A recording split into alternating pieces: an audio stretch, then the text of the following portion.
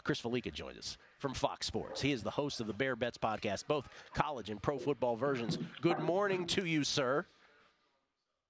Good morning. I'm just got back from a nice little fun morning around Washington, D.C. Did a little sightseeing and shooting a little piece for tomorrow. Nice. There's a good punch, and it relates to college football. So, had a good time in your town there, Gill. Did you said you landed at BWI, the RC Cola of D.C. airports, I should point out, BWI. Yeah. And I said it might not even be the RC Cola. That's right. The Walmart Great Value brand of cola. Yeah. Just when you said you went sightseeing, where did you go? I'm curious. We went to the Jefferson and Lincoln Memorials. There you go. Monument. Okay. We went to the White House. When we went to the Title Bay, it was a fun little time. And then we went to one other place at the very end. And I'm not going to steal the thunder of the punchline at the end of the piece. You'll have to watch Big Game Kickoff tomorrow. Okay. So you went to the greatest hits. I didn't know if you were doing that, monuments, or if you went to Ben's Chili Bowl or something. Okay. No, unfortunately not. That would have been great. That would have been a nice one. All right, let's start with the game. The reason that you are in the D.C. area, the Maryland-Michigan game. Obviously, then let's put a bow on it. I called it the most overrated sports story that I could ever remember, and there it is, everybody. Jim Harbaugh is going to sit out the second and third game of his 3-game Big Ten-induced suspension, and that's the end of it. Anything that comes down after this will not apply to this year. If the NCAA does something, it'll be probably for next year. So that's it. Michigan takes its medicine. I hope everybody's happy. They're 19-point favorites. Do you think that has any effect on this game? Or is it completely inconsequential and you just have a handicap on it anyway?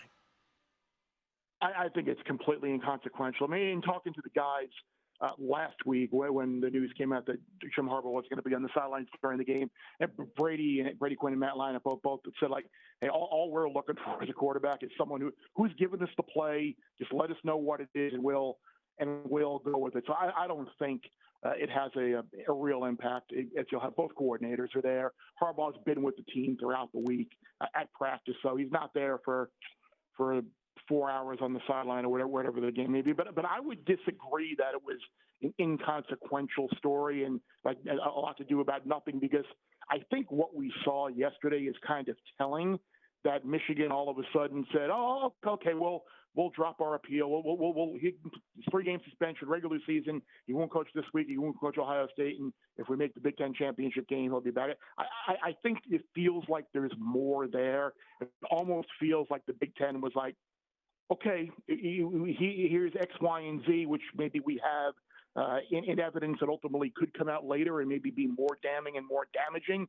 And they were like, okay, well, if you say that we don't have anything immediately connecting Jim and stop the investigation, the Big Ten, then okay, we'll drop our appeal. Now, this doesn't mean something isn't going to come down the road from the NCAA later on, but I think my big brass tacks bottom line is I think we would all be very, very, very surprised if Jim Harbaugh were coaching Michigan next year and not somewhere in the NFL. Yes, it is definitely consequential in that vein for sure. And you might be right. It's plausible that they had more on him, and so they just they took their medicine quickly at that point. All right, the floor is yours. What are your favorite bets this weekend in college football? I took 24 with Arizona State against Oregon. I mean, there's a long list of recent struggles by Oregon when they go to the state of Arizona, whether it's been Arizona State. If you look in the last, since 2017, I believe it is, 2013 actually, they've gone to Arizona 5 times, 4 times, ranked team 4 times. They've left the state a loser 3 times. It's been as a double-digit favorite. ASU, since that game early in the year against SC, they played pretty well. They got blown out by Utah, but that was just a cavalcade of injuries. So ASU's defense has played pretty well, and you have Oregon maybe with a little bit of college football playoff pressure, maybe potentially tie breaks down the line if they win, and a bunch of 12-1 teams if they do win the Pac-12. Sometimes there's some pressure. Oh, by the way, they have the final Civil War next week, which I think is a big deal. I don't think Arizona State will pull the upset, but I think 24 is too much. I took 3 in NC State against Virginia Tech. This is an NC State defense that's allowed 30 total points in the last 3 games, never allowed more than 21 in an ACC game. Beat Clemson, nearly beat Louisville. They're certainly capable of going to Blacksburg and winning. I laid the 7.5 with Texas against Iowa State. I mean, Iowa State last year did do a really good job with that 3-3-5, getting Quinn Ewers into some difficult situations. Iowa State's grown up throughout the course of the year. They got a bunch of freshmen and sophomore at the skill positions on offense. They're certainly playing well right now, and no Jonathan Brooks is a big deal for Texas. But I think Baxter will have a big game. I think the Texas defense and the surrounding cast will kind of elevate their game a little bit, the so-called Ewing theory with their star being out. I do like Texas minus the 7.5. I took Cincinnati plus 6.5 against West Virginia. Cincinnati finally got that win last week, broke its 7-game losing streak. It's a great sign to show that they haven't quit under Scott Satterfield. I mean, West Virginia, not much was really thought of the Mountaineers before the year, but that defense is kind of worn down as the year goes on. I see these two teams really evenly matched. I think 6.5 is too much here. And I laid the big number with Notre Dame. I laid 24.5 with the Irish. If you look outside of that loss to Ohio State, Notre Dame has just blitzed people in South Bend. 53, 24, 28, 51. They had that are the margins of victory. They had that awful performance in Clemson a couple of weeks ago where that score really wasn't indicative of how non-close, I made up a word.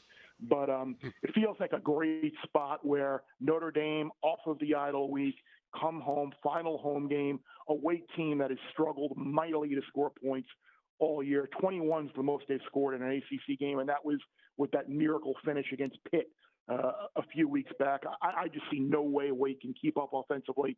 I think Sam Hartman will do a number on his former team. So those are the games at the top of the list for me right there. You got it in, man. Thank you for scrambling to get on. Really appreciate it. Of course. No, I appreciate that. No, I was hoping we would get out in time, and we certainly did. And look forward to listening to the rest of the show. Chris Fallica, everybody. Thank you. Big Noon Kickoff, Big Noon Saturday, and, of course, the Bear Bets Pod. College football and pro football versions available right now as we speak. The great Chris Fallica, the Bear. Go to VSiN.com/subscribe to become a VSiN Pro subscriber today.